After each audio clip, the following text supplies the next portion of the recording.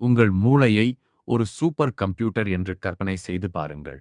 ஆனால் அதன் முழு திறனையும் பயன்படுத்த உங்களிடம் மேனுவல் இல்லையென்றால் என்னவாகும்?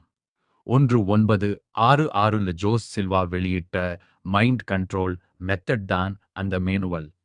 வெறும் 60 நொடிகளில் உங்கள் வாழ்க்கையை மாற்றப் போகும் அந்த ரகசியத்தை இப்போது பார்ப்போம். தி ஆல்பா ஸ்டேட், ஆல்பா நிலை.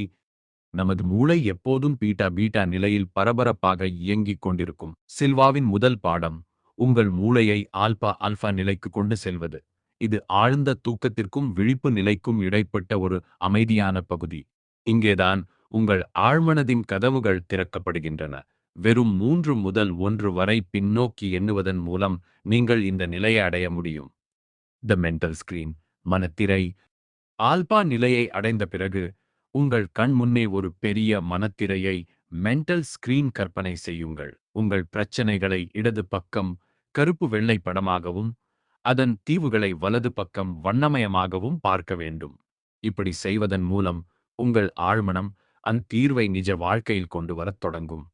3 ஃபிங்கர் டெக்னிக், 3 விரல் நுட்பம்.